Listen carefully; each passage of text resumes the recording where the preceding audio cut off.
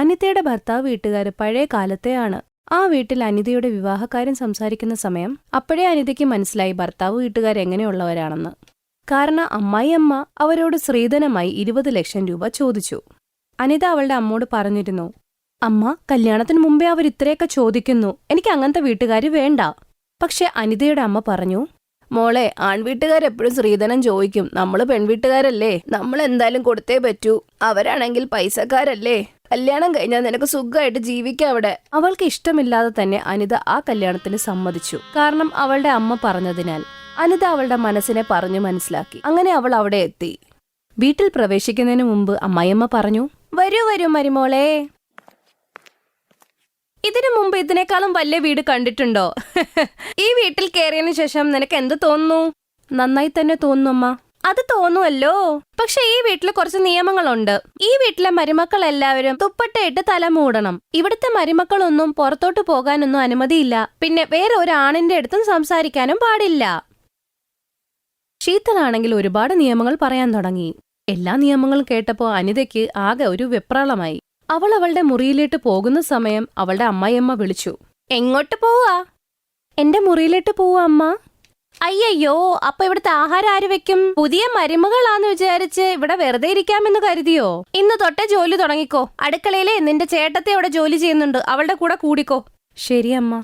അനിത നേരെ അടുക്കളയിലോട്ട് പോയി. അവിടെ അവളുടെ ചേട്ടത്തി സുമൻ ആഹാരം ഉണ്ടാക്കുന്നു. എന്തുപറ്റി കുഞ്ഞെ? വന്നപ്പോഴേ അമ്മ എല്ലാ കാര്യങ്ങളും പറഞ്ഞോ? അതെ ചേച്ചി, ഇവിടെ വന്നപ്പോഴേക്കും എനിക്ക് ശ്വാസം മുട്ടുന്നു. അപ്പൊ എന്റെ കാര്യം ആലോചിച്ച് നോക്ക്.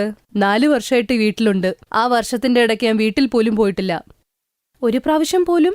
എന്റെ ദൈവമേ, എന്തു ചെയ്യാനാ മോളെ? കല്യാണം കഴിഞ്ഞാ പിന്നെ ആ ഭർത്താവിന്റെ വീട്ടുകാര് പറയുന്ന പോലെ കേൾക്കണം. അത് വിട്, നിനക്കും കുറച്ച് കഴിയുമ്പോ എല്ലാം മനസ്സിലാവും. ഇന്ന് നിന്റെ ആദിരാത്രിയല്ലേ? എന്താ ആലോചിച്ച് വച്ചേക്കുന്നത്? ഓ എന്റെ ചേച്ചി, എനിക്ക് നാണം വരുന്നു, പോ. അയ്യോ, എന്തിനാ നാണിക്കുന്നേ? എന്തെങ്കിലും ആവട്ടെ, നിനക്ക് എന്തെങ്കിലും പ്രശ്നം ഉണ്ടെങ്കിൽ എന്നോട് പറഞ്ഞാ മതി. അങ്ങനെ അനിത അവിടുത്തെ ചേട്ടത്തിയുമായി നല്ല കൂട്ടിലായി. രാത്രിയായി. അനിത അവളുടെ മുറിയിൽ അണിഞ്ഞൊരുങ്ങി അവൾ കട്ടിലിരുന്നു. അവളുടെ കെട്ടിയവൻ അമിത് കൂട്ടുകാരുടെ കൂടെ കൂടി മദ്യപിച്ചോണ്ടിരിക്കുകയായിരുന്നു. അത് കഴിഞ്ഞവൻ കാർ ഓടിച്ച് വീട്ടിൽ വരികയായിരുന്നു. അവൻ ഭയങ്കരമായി മദ്യപിച്ചതുകൊണ്ട് തന്നെ അന്നത്തെ ദിവസം അവന്റെ കാർ അവന്റെ കയ്യിൽ നിന്നില്ല. നേരെ അവൻ ആക്സിഡന്റ് ആയി. അങ്ങനെ അവൻ മരിച്ചുപോയി. ഈ ഒരു വിവരം അനിതയുടെ ചെവിയിലെത്തി. അവൾ ശരിക്കും തകർന്നുപോയി. അവൾ ഏങ്ങി ഏങ്ങി കരഞ്ഞോണ്ടേയിരുന്നു. എന്താ പറ്റിയ? നിങ്ങൾ എവിടെയാ പോയത്? ഇന്ന് നമ്മുടെ ആദിരാത്രി അല്ലായിരുന്നോ? ഞാൻ മുഴുവനുമായിട്ട് തകർന്നു.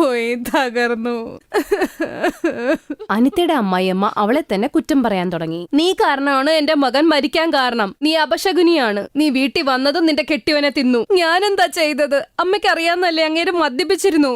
ആണുങ്ങളൊക്കെ ആയ അങ്ങനെയൊക്കെ കാണും. ഭാര്യ പവിത്രതയാണെങ്കിലേ ഭർത്താവ് ജീവനോടെ കാണും. ഭർത്താവ് മദ്യപാനിയാണെങ്കിലേ ഭാര്യ പവിത്രതയായാ മതി. നീ ഭാഗ്യദോഷിയാണ്. ഇതൊക്കെ കേട്ട് അനിത ശരിക്കും പൊട്ടിത്തകർന്നുപോയി. ചേട്ടത്തി വന്നാണ് അവളെ സമാധാനപ്പെടുത്തിയത്. കരയല്ലേ മോളെ, ഇതിൽ നിന്റെ തെറ്റൊന്നുമില്ല, കരയല്ലേ. അനിതയുടെ ഭർത്താവിന്റെ അന്തിമ സംസ്കാരം കഴിഞ്ഞതോടെ അമ്മായിയമ്മ പോരു കൂടി. അനിതനെ കൊണ്ട് ആ വീട്ടിലെ എല്ലാ ജോലികളും ചെയ്യിപ്പിക്കും. എല്ലാത്തിനും കുറ്റവും കണ്ടുപിടിക്കാൻ തുടങ്ങി. ഒരു ദിവസം അനിതയുടെ അമ്മ അനിതനെ കാണാൻ വന്നു. അവൾ കരഞ്ഞുകൊണ്ട് അവളുടെ അമ്മോട് പറഞ്ഞു, അമ്മ, എന്നെ എങ്ങനത്തെ വീട്ടിലമ്മ അയച്ചത്? ഭർത്താവ് മരിച്ചതിന് എന്നെയാണ് അമ്മായിയമ്മ കുറ്റം പറയുന്നേ. മോളെ, നീ എന്നോട് ക്ഷമിക്കണേ. എനിക്കറിയില്ലായിരുന്നു നിന്റെ അമ്മായിയമ്മ ഇത്രയും പ്രശ്നമാണെന്ന്. ഞാൻ കരുതിയതേ കല്യാണം കഴിഞ്ഞ നിന്റെ കെട്ടിയവൻ നിന്നെ പൊന്നുപോലെ സ്നേഹിക്കുമല്ലോ എന്നൊക്കെയാ. ഇപ്പൊ എനിക്ക് കെട്ടിയവനും ഇല്ലമ്മ. ഇനി ഞാൻ ഈ വീട്ടിൽ നിന്നിട്ട് എന്തിനാ? ചേട്ടത്തി സുമൻ അപ്പോഴേക്ക് അവിടെ വന്നു. അതെ അനിത, നീ വേറെ കല്യാണം കഴിക്കേ. വേറെ കല്യാണം? പക്ഷെ ആരെ? ഇനി എന്നെ ആര് കല്യാണം കഴിക്കും? ചെറുക്കനെ കണ്ടുപിടിക്കണം. നിന്റെ പ്രായാധികം കൂടിയിട്ടില്ല. നിന്റെ ആദിരാത്രി പോലും കഴിഞ്ഞിട്ടില്ല. ആരെങ്കിലും കിട്ടാതിരിക്കില്ല എന്തായാലും. ഇന്നെന്റെ ചേട്ടൻ വരുന്നുണ്ട് എന്നെ കാണാൻ. ഞാൻ ചേട്ടനോടൊന്ന് പറഞ്ഞു നോക്കട്ടെ. അനിതയ്ക്ക് ഒന്നും മനസ്സിലാവുന്നുണ്ടായിരുന്നില്ല. അപ്പോഴേക്കും അവിടെ അമ്മായിയമ്മയായിട്ട് വഴക്കായി. അമ്മായിയമ്മ അവളുടെ അമ്മോട് പറഞ്ഞു, നിങ്ങളുടെ മകളെ എന്റെ മകനെ കൊന്നുകളഞ്ഞു. ഇവൾ കാലെടുത്ത് വച്ചപ്പോ തന്നെ എന്റെ മകനെ കൊന്നു. നിങ്ങളിതെന്താ ഈ പറയുന്നത്? നിങ്ങൾ ഏത് കാലത്തായി ജീവിക്കുന്നേ?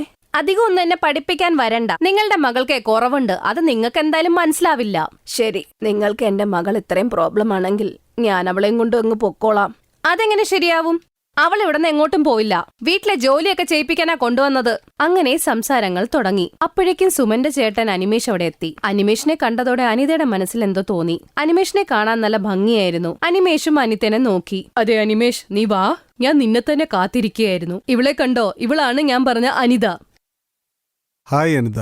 ചേച്ചി എന്നോട് തന്റെ കാര്യം പറഞ്ഞിരുന്നു. അറിഞ്ഞപ്പോൾ എനിക്ക് വിഷമം തോന്നി. ഓരോരുത്തർക്കും ഓരോ വിധിയല്ലേ. അനിമേഷ്, ഒന്ന് എന്റെ മുറി വരെ വരൂ, എനിക്ക് നിന്നോട് സംസാരിക്കണം.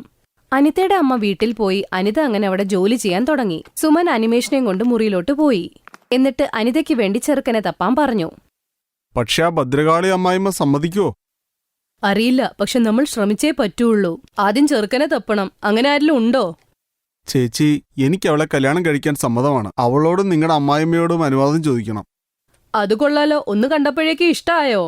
സുമൻ ഈ കാര്യം അമ്മായിയമ്മയോട് പറഞ്ഞപ്പോ അമ്മായിയമ്മയ്ക്ക് ഭയങ്കര ദേഷ്യമായി. നിനക്കെത്ര ധൈര്യമാണ് എന്നോട് ഈ കാര്യം പറയാൻ? സൊസൈറ്റിയിൽ എന്റെ പേര് മാറ്റിക്കാനാണോ നോക്കുന്നേ?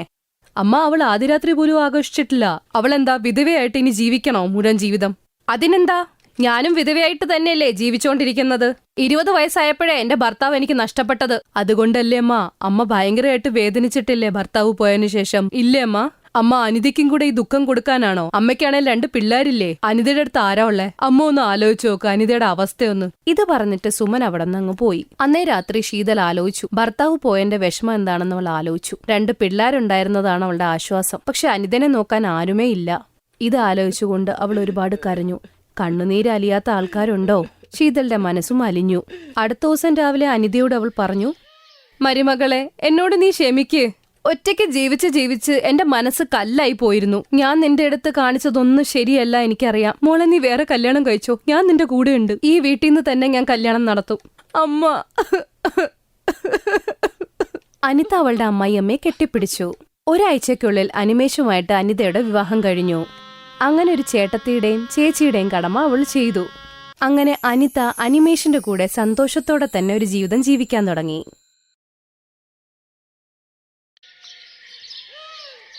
മീരേ, ഹേ മീരേ, വേഗം വന്ന് മാവ് കുഴച്ചേ. എനിക്ക് റൊട്ടി ഉണ്ടാക്കണം. ഇല്ലമ്മേ, എനിക്ക് കുഴയ്ക്കാൻ പറ്റില്ല. കയ്യിൽ മൈലാഞ്ചി ഇട്ടിട്ടുണ്ട്. എന്താ, അതിരാവിലെ നീ വീണ്ടും മൈലാഞ്ചി ഇട്ടോ? നിനക്കേ ഒരു ബോധവുമില്ല. എന്നെ സഹായിക്കാതിരിക്കാൻ വേണ്ടി എപ്പോഴും മൈലാഞ്ചി ഇടല. വാ, വേഗം കൈകഴുകി വാ. എനിക്കിനി ജോലിക്ക് പോകാനുള്ളതാ. അമ്മേ, ഇന്ന് മാത്രം. നോക്ക്, ഞാൻ കഷ്ടപ്പെട്ട് എന്ത് നല്ല ഡിസൈൻ ആയിട്ടിരിക്കുന്നത്. അമ്മ മീരയുടെ കൈകൾ നോക്കിയ ഉടനെ അവരുടെ ദേഷ്യം ആ നിമിഷം തന്നെ മാഞ്ഞുപോയി.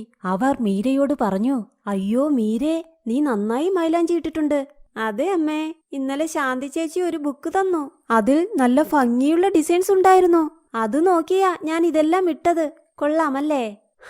നല്ല ഭംഗിയുണ്ട്. ആ, എന്നാൽ എനിക്ക് അയ്യോ, നിന്നോട് സംസാരിച്ചിരുന്ന് ഇന്നും ലേറ്റായി. ഇത് പോരാഞ്ഞിട്ട് നിന്റെ കയ്യിലാണെങ്കിൽ മൈലാഞ്ചിയും. അമ്മേ, എന്തിനാ ഇങ്ങനെ ടെൻഷൻ അടിക്കുന്നത്? 1 മണിക്കൂറിൽ എന്റെ മൈലാഞ്ചി ഉണങ്ങും. അപ്പോൾ ഞാൻ വീട്ടിലെ ജോലിയെല്ലാം ചെയ്യാം. മീര പറയുന്നത് കേട്ട് കാവേരി ജോലിക്കായി പുറപ്പെട്ടു. അവർ ഒരു വലിയ ബിൽഡിങ്ങിൽ ജോലി ചെയ്തിരുന്നു. ഈ ജോലിയിലൂടെയാണ് അവരുടെ വീട്ടുകാര്യങ്ങൾ നടന്നിരുന്നത്. ഒരുപാട് വർഷങ്ങൾക്ക് മുൻപ് ഒരു ആക്സിഡന്റിൽ കാവേരിയുടെ ഭർത്താവ് മരിച്ചിരുന്നു. അന്നു മുതൽ കാവേരിയാണ് വീട് നോക്കുന്നത്. മീരയും വീട്ടുജോലിയിൽ സഹായിച്ചിരുന്നു. മീരയ്ക്ക് മൈലാഞ്ചി ഇടാൻ ഒരുപാട് ഇഷ്ടമാണ്. അവൾ വീടിനു പുറകിൽ ഒരുപാട് മൈലാഞ്ചി ചെടികൾ നട്ടുപിടിപ്പിച്ചിരുന്നു. ചെടികളെ നന്നായി പരിപാലിച്ചിരുന്നു. അവൾ തന്റെ കൈകൊണ്ട് തന്നെ മൈലാഞ്ചി അരച്ച് അവളുടെ കയ്യിൽ അത് ഇടാൻ തയ്യാറാക്കുമായിരുന്നു. ഒരു ദിവസം, മീരേ, നമുക്ക് ഈ സ്ഥലത്തിൽ കുറച്ച് കൃഷി ചെയ്യേണ്ടി വരും. ഈ ചെടി കൊണ്ട് നമുക്ക് ഒരു ലാഭവുമില്ല മോളെ. കൃഷി ചെയ്താൽ കുറച്ച് പണമെങ്കിലും കിട്ടും. പറ്റില്ല, എന്റെ ചെടിയിൽ അമ്മ കൈകൾ വയ്ക്കരുത്. കടയിൽ പോയി മൈലാഞ്ചി വാങ്ങിക്കാൻ നമ്മുടെ കയ്യിൽ പണം പോലുമില്ല. ഇതെങ്കിലും നിൽക്കട്ടെ. ഇങ്ങനെ കരഞ്ഞുകൊണ്ടേ മീര പറഞ്ഞു. കാവേരി അവളുടെ തലയിൽ കൈവച്ചു പറഞ്ഞു, എനിക്കറിയാം മോളെ, നിനക്ക് മൈലാഞ്ചി ഇടുന്നത് ഒരുപാട് ഇഷ്ടമാണെന്ന്. എന്നാൽ നമ്മുടെ അവസ്ഥ അറിയില്ലേ?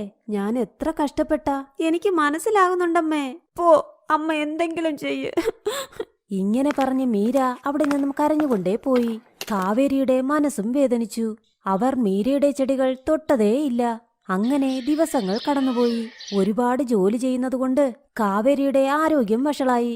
ഇടയ്ക്കിടെ ഇത് സംഭവിക്കാൻ തുടങ്ങി. അപ്പോൾ മീര പറഞ്ഞു, അമ്മേ, അമ്മ കിടന്നോ? അമ്മയ്ക്ക് പനിയാ. രാത്രിയും ഉറങ്ങിയില്ല.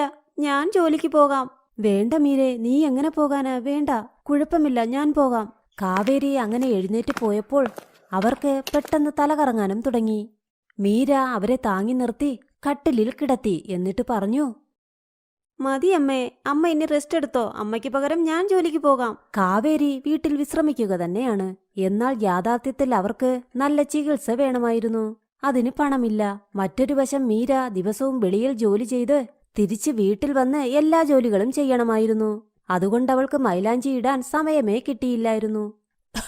മീരേ, ഒരുപാട് നാളായി നീ മൈലാഞ്ചി ഇടുന്നില്ല. അതിനോട് എനിക്ക് താല്പര്യമില്ല. ആണോ? നിനക്ക് താല്പര്യമില്ല അല്ലേ? എനിക്കെല്ലാം അറിയാം. എനിക്ക് വയ്യാത്തതുകൊണ്ട് പാവം എന്റെ കുഞ്ഞിന്റെ മുകളിൽ എല്ലാ ഉത്തരവാദിത്വവും വന്നു. ഇനി മതി, ഒരുപാട് ഞാൻ വിശ്രമിച്ചു. മീരേ, മോള് പോയി മൈലാഞ്ചി ഇട്. ഞാനിന്ന് ജോലിക്ക് പോകാം. വേണ്ടമ്മേ, അമ്മ എവിടെയും പോകണ്ട. ഞാൻ എല്ലാം ചെയ്തോളാം. അമ്മ വിഷമിക്കണ്ട. ഞാൻ ഇപ്പോൾ വളർന്നില്ലേ അമ്മേ, എനിക്കിപ്പോൾ മൈലാഞ്ചി ഒന്നും വേണ്ട. ഇങ്ങനെ പറഞ്ഞ് മീര വീട്ടിൽ നിന്നും ജോലിക്കായി പുറപ്പെട്ടു. ഇവിടെ കാവേരിയും കരയാൻ തുടങ്ങി. മീര ഒരുപാട് വീടുകളിൽ ജോലി ചെയ്തിരുന്നു. അതിൽ ഒരു വീട് ആരതിയുടേതാണ്. അവരുടെ വീട്ടിൽ തീജ് വളരെ ആർഭാടമായി ആഘോഷിക്കുമായിരുന്നു. തീജിന്റെ ഒരുക്കത്തിൽ മീരയും സഹായിച്ചുകൊണ്ടിരുന്നു. അതേസമയം, അയ്യോ, എന്താ നീ ഇങ്ങനെ ചെയ്തേ? എന്റെ വീട്ടിൽ എന്റെ ഫ്രണ്ട്സിനെയും റിലേറ്റീവ്സിനെയും എല്ലാം വിളിച്ചു. ഇപ്പോൾ ഇങ്ങനെ പറഞ്ഞാലെങ്ങനാ? ഒരുപാട് നേരം ഇങ്ങനെ ആർഗ്യൂ ചെയ്ത ശേഷം ആരതി ഫോൺ വച്ചു. അവരുടെ വിഷമം കണ്ട് മീര ചോദിച്ചു, മാഡം, എന്തു പറ്റി? എന്തെങ്കിലും പ്രശ്നമുണ്ടോ? അതെ മീരേ, പ്രശ്നമായി. നാളെ തീജ് ഫംഗ്ഷനല്ലേ? മൈലാഞ്ചി ഇടാൻ എല്ലാവരെയും ഞാൻ വിളിച്ചു. അവസാന നിമിഷം പാർലറിലെ ലേഡി വരില്ലെന്ന്. നാളെ വരാൻ പറ്റില്ലത്രേ. ഇപ്പോൾ എന്തു ചെയ്യും? ഇപ്പോൾ ആര് മൈലാഞ്ചി ഇടാൻ വരാനാണ്? മാഡം, എനിക്ക് ചെറുതായിട്ടൊക്കെ മൈലാഞ്ചി ഇടാൻ അറിയാം. അയ്യോ അതെ, കാവേരി എന്നോടൊരു തവണ പറഞ്ഞു നിനക്ക് മൈലാഞ്ചി ഇടാൻ ഒരുപാട് ഇഷ്ടമാണെന്ന്. എനിക്കൊരു കുഴപ്പവുമില്ല. എന്നാൽ ഒരുപാട് ഇടണം, അത് നീ അറിഞ്ഞോ? പിന്നെ മൈലാഞ്ചി നല്ല രീതിയിൽ ഇടണം കേട്ടോ. മാഡം ഒന്നോർത്തും വിഷമിക്കണ്ട, ഞാൻ നന്നായി മൈലാഞ്ചി ഇടും. നാളുകൾക്ക് ശേഷം മീരയുടെ മുഖത്തിൽ സന്തോഷം വന്നു. അവൾ വീട്ടിൽ പോയതും ഒരുപാട് മൈലാഞ്ചി ഇലകൾ പറിച്ച് കല്ലിൽ അത് അരയ്ക്കാൻ തുടങ്ങി. ഇത് കണ്ട് കാവേരി മീരയോട് പറഞ്ഞു, മീരേ, വൈകുന്നേരമായി. ഇപ്പോൾ മൈലാഞ്ചി ഇടണ്ട, നല്ല തണുപ്പുമാ. ഈ മൈലാഞ്ചി എനിക്ക് വേണ്ടിയല്ലമ്മേ, 5ാമത്തെ നിലയിലെ മാഡമില്ലേ, അവർക്ക് വേണ്ടി ഉണ്ടാക്കിയതാ. ആണോ? തെറ്റൊന്നും സംഭവിക്കരുതേ, അവർ വലിയ ആൾക്കാരാ. അമ്മേ, അമ്മ ഒന്നോർത്തും വിഷമിക്കണ്ട. ഞാൻ മൈലാഞ്ചി ഇടുമ്പോൾ ഒരു തെറ്റും സംഭവിക്കില്ല. മീര ഒരുപാട് മൈലാഞ്ചി അരച്ച് അടുത്ത ദിവസം ആരതിയുടെ വീട്ടിൽ പോയി. അവൾ മൈലാഞ്ചി കോണിൽ ഫിൽ ചെയ്യുമ്പോൾ ആരതിയുടെ ഫ്രണ്ട് ആരതിയോട്, ആരതി, നീ ഈ ആരെയാ വിളിച്ചത്? ഞാനൊരു പാർലറിലെ നമ്പർ തന്നില്ലേ, അതിൽ നീ വിളിച്ചോ? സംസാരിച്ചു, എന്നാൽ ലാസ്റ്റ് മിനിറ്റിൽ അവർ ക്യാൻസൽ ചെയ്തു. നീ പേടിക്കണ്ട, ഇത് മീര. ഇത് എന്റെ ഹൗസ്മേഡ് കാവേരിയുടെ മകളാ. ഇവൾ മൈലാഞ്ചി നന്നായി ഇടും. ഓഫോ ആരതി, ഒന്ന് പോ. പാർലറിലൊക്കെ പ്രത്യേകതയുണ്ട്. അവരുടെ മെറ്റീരിയൽസ് ബ്രാൻഡഡ് ആണ്. അവരുടെ വർക്കിൽ ഗ്യാരണ്ടിയും കാണും. പിന്നെ ഇവളുടെ മൈലാഞ്ചി എനിക്ക് മനസ്സിലാകുന്നില്ല. ഒരു ലേബൽ പോലുമില്ല. കയ്യിലെന്തെങ്കിലും മോശമായി റിയാക്ട് ആയാൽ? നിങ്ങൾ ഒന്നുകൊണ്ടും വിഷമിക്കണ്ട മാഡം. ഈ മൈലാഞ്ചി എന്റെ കൈകൾ കൊണ്ട് അരച്ചതാ. എന്റെ വീട്ടിൽ ഒരുപാട് മൈലാഞ്ചി ചെടികളുണ്ട്. കൈക്ക് പ്രശ്നം വരുന്ന ഒന്നും ഇതിലില്ല. ഇല്ല, സോറി ആരതി. ഞാൻ എന്റെ കയ്യിൽ റിസ്ക് എടുക്കാൻ ഒരുക്കമേ അല്ല. നിങ്ങൾ വേണമെങ്കിൽ ഇട്ടോ, ഞാൻ പാർലറിൽ പോയി ഇട്ടോളാം. ഇങ്ങനെ പറഞ്ഞ ആരതിയുടെ ഫ്രണ്ട് ശാലിനി അവിടെ നിന്നും പോയി. ആരതി മീരയെ നോക്കി ജോലി തുടങ്ങാൻ പറഞ്ഞു. എന്റെ ദൈവമേ, സമ്മതിച്ചു തരണം, ഈ കുട്ടി നന്നായി മൈലാഞ്ചി ഇട്ടു. എന്നാൽ എനിക്കെന്തോ പാർലറിൽ മൈലാഞ്ചി ഇടുന്നത് പോലെ ഇവിടെ കളർ വരില്ലെന്ന് തോന്നുന്നു. എടി ശാലിനി, വെറുതെ ഇരിക്കേ. മൈലാഞ്ചി എങ്ങനെ വരുമെന്ന് നാളെ നമുക്ക് കണ്ടറിയാം. അവൾ കൊച്ചുകുട്ടിയാ, പേടിപ്പിക്കല്ലേ. എനിക്കെന്താ, എന്റെ കൈക്ക് കുഴപ്പമൊന്നും വരില്ല. നിങ്ങൾ തന്നെ ഇട്ട് നിങ്ങൾ തന്നെ അനുഭവിക്ക്. ശാലിനി ദേഷ്യത്തോടെ അവിടെ നിന്നും പോയി. മീരയുടെ മൈലാഞ്ചി ശരിപ്പെട്ട് വരില്ല എന്നവർ കരുതി. അതുമല്ലാതെ കയ്യിലെന്തെങ്കിലും റിയാക്ഷൻ നടന്നാലോ? എന്നാൽ സംഭവിച്ചതോ മറ്റൊന്നാണ്. അടുത്ത ദിവസം മീരയുടെ വീട്ടിൽ, മാഡം, ഇവിടെ എന്താ? ഇന്ന് ജോലിക്ക് വരണ്ട എന്ന് നിങ്ങൾ പറഞ്ഞതല്ലേ, അതുകൊണ്ടാ വരാത്തത്. അതെ, നീ ഇന്നലെ ഒരുപാട് ക്ഷീണിച്ചില്ലേ, അതുകൊണ്ടാ പറഞ്ഞത്. ഞാൻ ജോലിക്ക് വിളിക്കാൻ വന്നതല്ല, വേറൊരു കാര്യത്തിന് വന്നതാ. അകത്ത് വിളിക്കില്ലേ? അയ്യോ, എന്നോട് ക്ഷമിക്കണേ. വരൂ, കയറി വരൂ. ആരതിയെ കണ്ട് കാവേരി കട്ടിലിൽ നിന്നും എഴുന്നേറ്റ് വന്നു. അവിടെ ആരതിയുടെ ഫ്രണ്ട് ശാലിനിയും വന്നു. മീര അവർക്ക് വെള്ളം കൊടുത്തുകൊണ്ട് ഇങ്ങനെ പറഞ്ഞു, ഇതാ മേഡം, എന്റെ മൈലാഞ്ചി നന്നായിട്ട് വന്നിട്ടില്ലേ? അത് ഞാൻ പറയില്ല, ശാലിനി തന്നെ പറയും. അപ്പോൾ ശാലിനി അവളുടെ കൈകൾ മീരയെ കാണിച്ചു. അവളുടെ കയ്യിൽ ഒരുപാട് വ്രണങ്ങൾ ഉണ്ടായിരുന്നു. അപ്പോൾ മീര അവരോട് പറഞ്ഞു, അയ്യോ, ഇത് എങ്ങനെ പറ്റി മേഡം? ഞാൻ നിന്റെ മൈലാഞ്ചി ഇട്ടില്ല.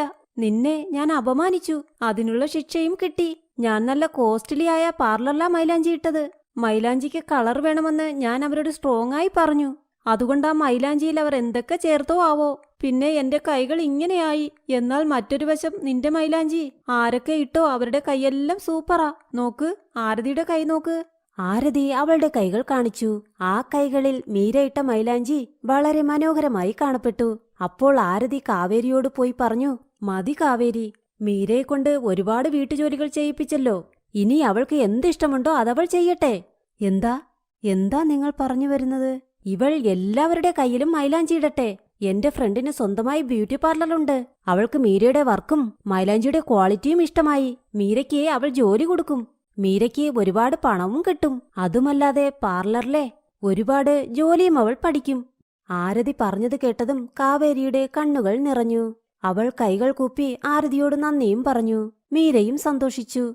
അവൾക്കിപ്പോൾ അവൾക്ക് ഇഷ്ടമുള്ള ജോലിയും ചെയ്യാം, പിന്നെ പണവും സമ്പാദിക്കാം. അതോടൊപ്പം അമ്മയ്ക്ക് നല്ല ചികിത്സയും കൊടുക്കാം. Thanks for watching.